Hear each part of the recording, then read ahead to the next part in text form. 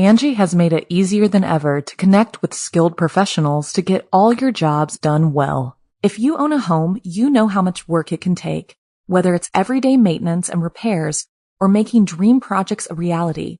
It can be hard just to know where to start, but now all you need to do is Angie that and find a skilled local pro who will deliver the quality and expertise you need. Angie has over 20 years of home service experience, and they've combined it with new tools to simplify the whole process. Bring them your project online or with the Angie app, answer a few questions, and Angie can handle the rest from start to finish, or help you compare quotes from multiple pros and connect instantly, which means you can take care of just about any home project in just a few taps. Because when it comes to getting the most out of your home, you can do this when you Angie that. Download the free Angie mobile app today or visit Angie.com. That's ANGI.com. This episode of Ghost Town may contain disturbing or graphic descriptions which may not be suitable for all audiences. Please use discretion while listening. Possessed to Kill. I'm Rebecca Lieb. I'm Jason Horton. And this is Ghost Town.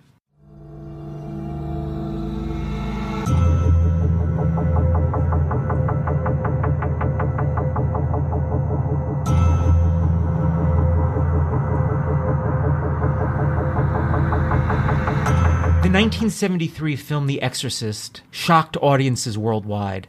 The film about a possessed girl and a battle between good and evil made its mark in the world of film. One member of the cast would make his own terrifying mark in the real world. This is The Exorcist Murders. Paul Bateson worked as a neurological radiological technician at NYU Medical Center, where he was highly regarded by his colleagues for his expertise. In 1972, film director William Friedkin visited NYUMC while preparing to film The Exorcist. Friedkin, aiming for authenticity, wanted to observe medical procedures. Dr. Barton Lane, also part of the staff, invited Friedkin to observe a cerebral angiogram, which is an X-ray to see blood vessels in the brain, which inspired the scene with the angiogram where Reagan undergoes a procedure after being possessed. Yes. When Friedkin returned to film the scene, Paul Bateson played a significant role, calming Reagan, preparing her for the procedure, showcasing his skills and professionalism. 4 years later, Bateson would be the star of a real-life horror.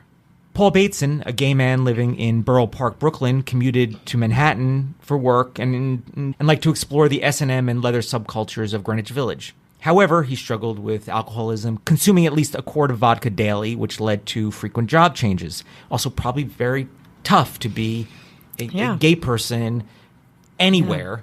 In 1970s America. New York at that time also, a lot of economic crisis, a lot of just strife with police, a lot of crime.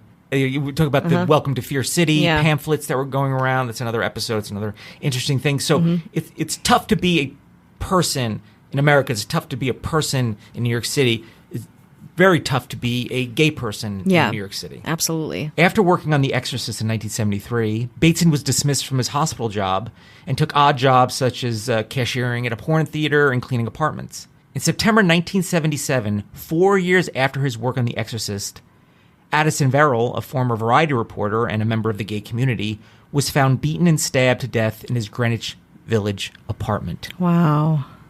The connection after this break.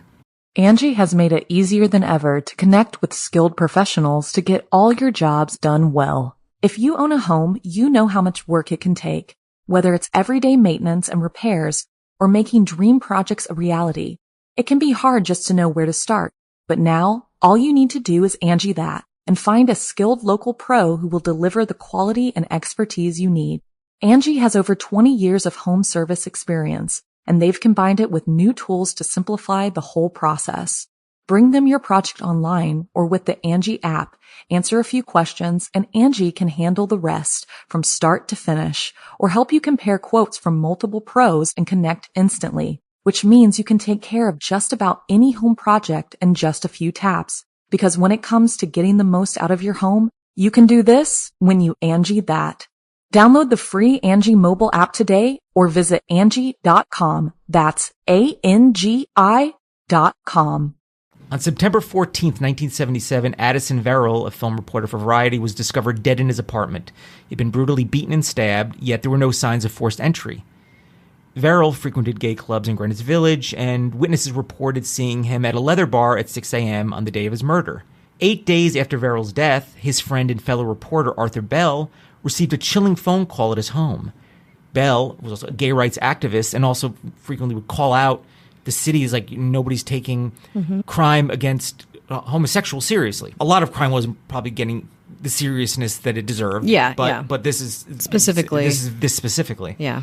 And Bell, who recently wrote about a string of murders for the Village Voice, was concerned his friend might be the latest victim. The caller claimed to be Verrill's killer and sought to correct the details in Bell's article. It's that classic thing. What you've written about me is incorrect. Let me correct you. Yeah, that's a very like narcissistic kind of, that's a pattern that I found working in true crime that you kind of come across, and people want to get it right, and people, it's a narcissistic move. You think there's a little, like, where the guilt is too much and you're almost looking to get caught a little bit? Again, I'm not a sociologist or a psychiatrist, so I am only talking about the research that I've done, but I feel like the people that I've talked to who are qualified to speak on it say that it's more of like an ego thing. It's more of like, I'm in the know and thinking that you're smarter than other people. So like, and you're talking about me, and I'm maybe in some reason like I'm the star. I'm the star of whatever this is. I want to insert myself into this thing because I know more information than you do, and I'm flirting with this idea because I don't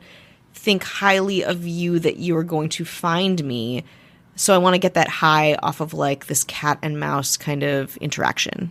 He complimented Bell's work, but denied being a psychopath, which Bell referred to. And also a compliment, like, I'll give you this, but you're right on this, but you're wrong. A lot of like, I've seen a lot of notes and a lot of like interactions with killers and the media and even law enforcement being like, you got this, congratulations. Like they're like, you're a parent figure where it's like, or a teacher. And you find that in a lot of films, obviously. Yeah. For that reason, because it's so real. Yeah. The caller recounted meeting Verrill at another village bar where they drank and took drugs until 3 a.m. before heading to another bar. They eventually ended up at Verrill's apartment where they had sex. The caller described feeling rejected when he realized Verrill was only interested in sex and nothing more. Wasn't interested in a relationship or any deeper connection than, hey, listen, this is a one-night stand or this is just two people having fun. The caller confessed to his sudden urge for money, a deep hatred for rejection, leading him to bludgeon Verrill with a skillet and stabbed him with a kitchen knife.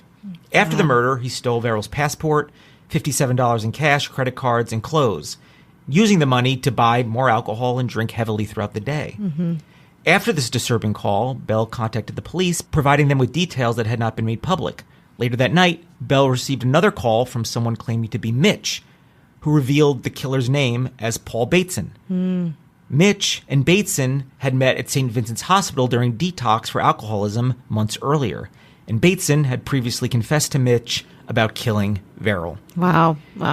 Bateson was arrested and charged with second-degree murder of Addison Verrill. Now, there's a unsolved string of murders that happened around that time called the Bag Murders. And Bateson is the one they think is behind it. The Bag Murders were a string of the killings of gay men in New York City between 1975 and 1977, so right in that time, involving the death of 6 men. The moniker stemmed from the gruesome method used. Each victim was dismembered with their remains placed in garbage bags before being dumped into the Hudson River. He allegedly bragged about them but denied his involvement and was never charged. All of this was the inspiration for the 1980 William Friedkin movie Cruising with Al Pacino. Yeah. About the underground gay subculture and murder. So pretty much this story. Bateson spent 24 years and 3 months in prison, becoming eligible for parole in 1997. He was released in 2003 and completed his parole in 2008. After that, Paul Bateson vanished from the public eye. It's likely he passed away on September 15th, 2012, as a Paul F. Bateson, born on August 24th, 1940, died that day. It's got to be the same one. Yeah. I believe in Pennsylvania. I want to see like something like trite, just like art and life and like art imitating life and like things being reflective of different people and points of time and history. Friedkin kind of like weaving himself into these really horrific crimes is, I wonder, if he thinks about that. Is it something where it's like you're trying to express and trying to like process them yourself as an artist? These lines are very blurred. If you employed somebody that ended up being somebody who might be part of these I mean, it's serial killer level murders, you might feel like I'm not owed it, but I feel like I have a kind of right to tell a story about that. Maybe, but damn, I'm so surprised that we haven't heard about this. But I've never heard about this too. We do a lot of kind of, offshoots of culture and true crime offshoots of different cultural events and movies and things like that. This is so, I mean, it's terrifying, but it's also really like fascinating thing to think about.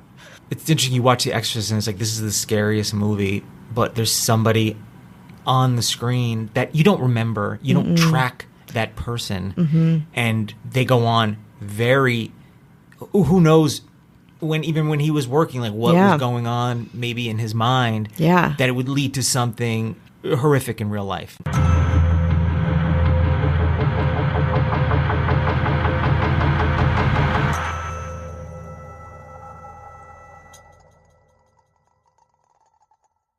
Angie has made it easier than ever to connect with skilled professionals to get all your jobs done well. If you own a home, you know how much work it can take, whether it's everyday maintenance and repairs or making dream projects a reality.